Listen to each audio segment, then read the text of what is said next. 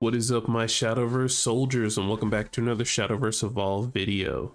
Alright soldiers, so in this video we're going to finally be starting the Forestcraft reveals for set 16. Now I know there's going to be a lot of pixie support in this set, so let's go ahead and get into it. Alright, so for our first card we have Arya, Lady of the Wood. So she's a 1-cost 1/1, you can evolve her for 1, but when she comes to play Fanfare, you put 2 fairy tokens into your EX area. Alright, so with a big slap in the face with fairy tokens already, so we are now going to be getting a 1-cost card that's going to put 2 fairy tokens into the EX area, which is going to be very good because this is going to be a very nice replacement for Fairy Circle. Alright, and then we have Arya, Lady of the Woods Evolve. So she stays as a 1/1, but on Evolve you summon a fairy token, but on Super Evolve, you give each pixie token follower in your field and in your EX area +1/+1. So with the addition to set 16, we will be getting the super evolution point in our Shadowverse Evolve game. So post turn 7 or turn 6 if you're going second, you're going to be able to do both these on Evolve effects if you're going to be using the super evolution point. Alrighty, next up we have Orcus, Newfound Heart. So she's a 2-cost 1/2. When she comes into play Fanfare, you banish 2 cards named Puppet in your EX area. Then you could put a Noui token into your EX area. You can activate to engage this card, then select a Puppet on your field and give it +1/+1, and Storm and Bane. And then you can activate only if there are at least 3 puppetry cards in your cemetery. Alright, so essentially we're going to get the Noui token, which is going to heal us for 2 when it is played. It's going to be a 2/4, and then it turns into a 3/5 with Storm and Bane, as long as you have those 3 puppetery cards in your cemetery. Alright, next up we have Noui, Beastial, Inkeeper. So she's a 3-cost 2/2. When she comes to play Fanfare, if there are 3 or more festive cards in your field or EX area, search your deck for a festive follower that costs 3 or less, not named Noui, Beastial, Inkeeper, summon it, and then shuffle. So correct me if I'm wrong, soldiers, I'm pretty sure summoning a card from your deck does count towards a combo. I'm not 100% sure on that. I think it doesn't, but it might at the same time too. But this is also good festive support because we already have the Hozumi that will allow us to play something as long as we have combo 3. And if we do hit that evolve, and this card doesn't have an evolve, so being able to play multiple festive cards in one turn will definitely help with Noui on field. Alrighty, next we have Glade, Fragrant, Woodward. So he's a 3-cost 3/3, and you can evolve him for 1. Alright, so looking at Glade Evolve, so he turns into a 4/4, but on Evolve you draw a card and then summon 2 fairy tokens, and then on Super Evolve you can select any number of enemy followers on the field and deal X damage divided between them. X equals the number of cards in your hand and on your field. Alright, so just a reminder, if I didn't talk about it already, if you do activate Super Evolve, you will be doing both of these on Evolve abilities. So of course, most of the time people are just going to do the on Evolve first, where we're able to draw a card and get 2 extra fairy tokens onto the field, so we can do more damage on the Super Evolve. Alrighty, next we have Lily, Cristallian Innocence. So she's a 1-cost 1/1. When she comes into play, you can select enemy follower and change its attack and defense to 1. Alright, so this is a perfect card for stall, especially if there's going to be a giant follower on field, and the only time your opponent really is going to care for its stats is its stats. And then when you use a card like this to just change both the attack and defense to 1, and you kind of just stall them out, I think there is a force list out there that is just playing a version of stall where you're just kind of like creating board space and then kind of one-shotting them with Deepwood Anomaly.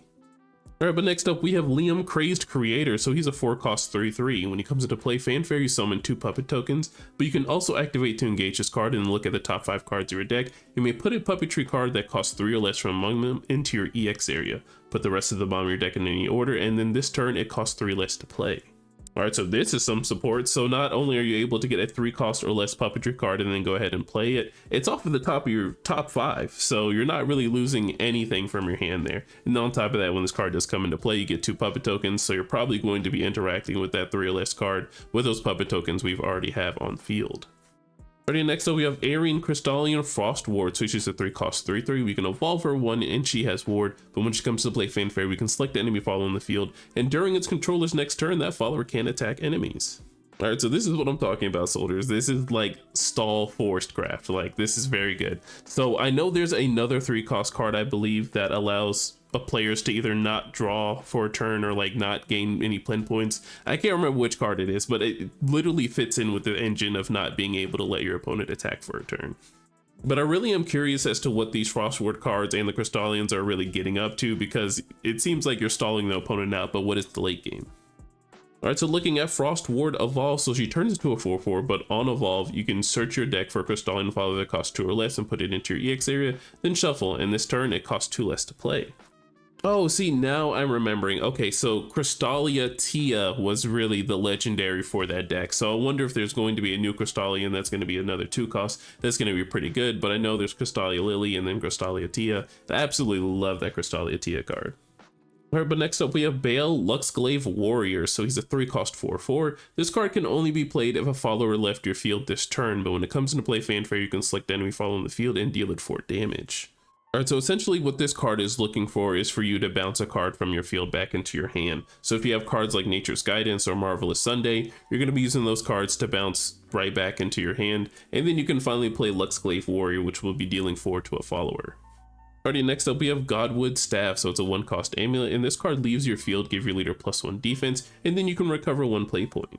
Alright, so this is probably going to definitely help when it comes to Nature's Guidance, where you'll be bouncing this card back into your hand, drawing a card, and then recovering a play point. Of course, you did lose the Nature's Guidance, but you replaced everything else. You replaced the play point, you replaced the card, so, and then you also got an extra defense on top of that. Alrighty, next up we have Fairy Tamer. So she's a 2-cost 1/1. You can evolve her for 1, but when she comes to play Fanfare, you summon a fairy token. Alright, some more fairy support. Let's see if this evolve is actually worth running in the deck. Alright, so looking at the Tamer evolve, so she turns into a 2/2, but on evolve you select up to 2 other pixie followers on your field or in your EX area and give them +1/+1. Nah, I don't think this beats a Blessed Fairy Dancer or any of the 3-cost pixie spawners that we do have in the deck, if there really isn't any. Like, everything that is like 3 play points is definitely like, what is it, Amata's Fairy Blader.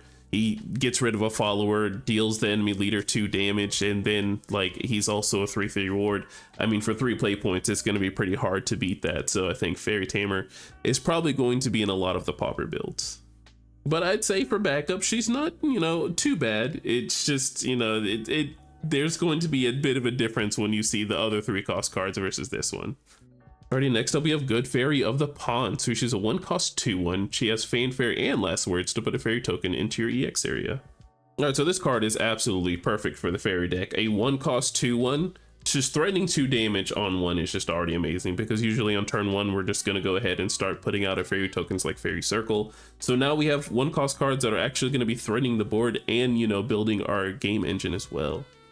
Alright, and next we have Fay Twinkletoe. So she's a 3-cost 2/2. When she comes into play Fanfare, give each other Forestcraft follower on your field +1/+1. Alright, so of course this is kind of close to Blessed Fairy Dancer, but of course this doesn't target any of the pixies. This targets all other Forestcraft followers. So if you're going for a pretty big Forestcraft, you know, widespread turn, and you have the extra play points for this, I'm not sure many people are going to be using it, but I do like that it gives the entire board +1/+1, which we can go in for a very wide board. Side note though, I do actually remember the voice line for this card, and I just have it running in the back of my head constantly. Alright, and then looking at Baby Carbuckle, so it's a 1-cost 0/1. When it comes into play Fanfare, you return a beast card on your field not named Baby Carbuckle to its owner's hand, and then you can draw a card. Alright, so I do believe this is a pretty good card to, you know, just loop with Sekka. If you manage to swing with Sekka and then put Sekka back into your hand, you draw a card, play Sekka again, and look at top for whatever cost card that you need. Not exactly super familiar with Sekka, it's just leaving me at the moment. I'm sorry, soldiers, it's very late. But I think that's a pretty good combo, not gonna lie to you. Even though this card is a 0/1, I can see like the neg there, but you do get like a big hand size. And if you're going for that route in Beast, you're probably going to be looking towards playing something very big like King Elephant. Alright, and lastly we have Fragrant Wood Whisper. So it's a 1-cost spell. You can choose 1, and if a follower in your field evolve this turn, you can choose up to 2 instead. You can either 1, give your leader +2 defense, or 2, draw a card. Alright, so if you're able to evolve a follower and have a play point up to use this, then you're able to do both abilities by healing 2 and drawing a card. And this actually is pretty good in pair with cards that actually do heal on the evolve as well. And alright, soldiers, here is our U card. So if anyone is going to be looking forward to playing puppets, you're going to get the extra U this set, so be on the lookout for that. And alrighty, soldiers, that is all of the cards for Forestcraft for set 16. I am very excited for this set to be here. Now, the original plan, or at least the plan that I have in my mind as of recording this video, is that I do want this to come out on Sunday. Sunday is going to be a big day for BCS Philly, which I will be attending. Hopefully I'm doing a good job out there, you know, root for me if y'all are big supporters and stuff like that. But hopefully I'll be able to come in contact with a lot of, I'd say just a lot of good people that are in love with the game. do want to have a couple conversations, couple questions, see how people are feeling about it. If anyone's new, that's going to be good. So I'm really hoping to get some good coverage on the east side for Shadowverse Evolve. But anyways, make sure you soldiers are safe in whatever you do tonight and safe whatever you do for the year. Make sure to like, comment, subscribe, and I will see you in the next one. Bye. Yeah. TRINN just to get you